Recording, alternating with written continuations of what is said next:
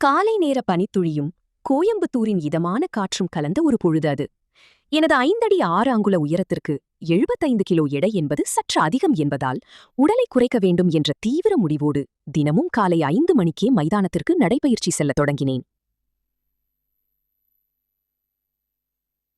நாட்கள் செல்லச் செல்ல உடல் எடையும் குறையத் தொடங்கியது. அதே சமயம் மைதானத்திற்கு வரும் பலதரப்பட்ட மனிதர்களின் முகங்களும் பழகத் தொடங்கின. அப்படி என் கவனத்தை ஈர்த்தவள்தான் அவள். கச்சிதமான உடல்வாகு, வசீகரமான தோற்றம், பார்ப்பவர் மனதை கொள்ளை கொள்ளும் இடுப்பழகு என அந்த மைதானத்திலேயே தனித்து தெரிந்தாள். அவளது அழகை காண்பதற்காகவே தினமும் தவறாமல் வாக்கிங் செல்ல ஆரம்பித்தேன். அவளை கடந்து செல்லும் அந்த சில நொடிகள் என் மனதிற்குள் ஏதோ ஒரு புதுவிதமான ரசாயன மாற்றத்தை ஏற்படுத்தின.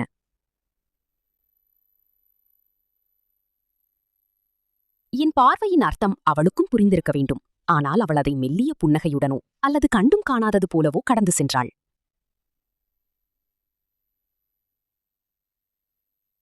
ஒரு நாள் மதிய வேளையில் அந்த மைதானத்தின் அருகேயுள்ள பூங்காவிற்குச் சென்றிருந்தேன்.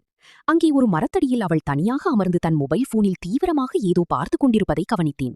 ஆர்வம் தாங்காமல் மெதுவாக அவளுக்கு பின்னால் சென்று பார்த்தபோது அவள் ஏதோ வீடியோக்களை தரவிறக்கம் செய்து கொண்டிருப்பது தெரிந்தது. நான் அங்கே இருப்பதை உணர்ந்து சட்டென திரும்பி பார்த்தவள் முகம் மாறி ஒருவித சங்கடத்துடன் அங்கிருந்து வேகமாக கிளம்பிச் சென்றாள். அதற்கு பிறகு சில நாட்கள் அவளை காலை வேளையில் பார்க்க முடியவில்லை. தேடித் தவித்த என் மனதிற்கு ஒரு நாள் இரவு நேரத்தில் பூங்காவிற்குச் சென்றபோது விடை கிடைத்தது. அவள் அங்கே வாக்கிங் சென்று கொண்டிருந்தாள். என்னை எதிர்பாராத நல்வாய்ப்பாக பார்த்தவள் முதலில் சற்று தயங்கினாலும் நான் கொடுத்த தைரியத்தில் மெல்ல பேசத் தொடங்கினாள். அடுத்த ஒரு வாரத்தில் எங்கள் நட்பு இன்னும் நெருக்கமானது. தன் கணவர் அமெரிக்காவில் வேலை செய்வதாகவும் மாமனார் மாமியாருடன் வசிப்பதாகவும் கூறி அந்த தனிமையும் ஏகப்பட்ட எதிர்பார்ப்புகளும் எங்களை அடுத்த கட்டத்திற்கு நகர்த்தின. ஒரு நாள் அவள் என்னை சந்திக்க தன் வீட்டிற்கே அழைத்தாள். அவள் வீட்டின் அழைப்பு மணியை அழுத்த முகத்தில் ஒருவித காதலும் காமமும் கலந்த புன்னகையோடு கதவை திறந்தாள். வீட்டு நைட்டியில் அவள் பறைசாற்றிய அழகு என் இதய துடிப்பை எகிர வைத்தது.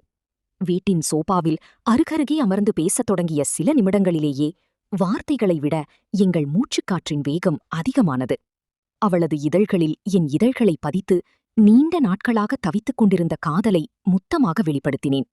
இதுவரை என் வாழ்வில் இப்படி ஒரு சுகத்தை நான் அனுபவித்ததே இல்லை என்று என் மார்பில் முகம் புதைத்து கூறினாள்.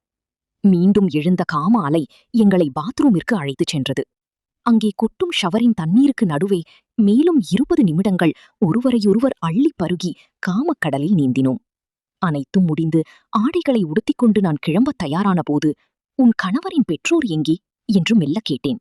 "அவர்கள் கடைசி அறையில் இருக்கிறார்கள், அவர்களுக்கு எதுவும் கேட்காது" என்று கண் சிமிட்டி புன்னகைத்தாள்.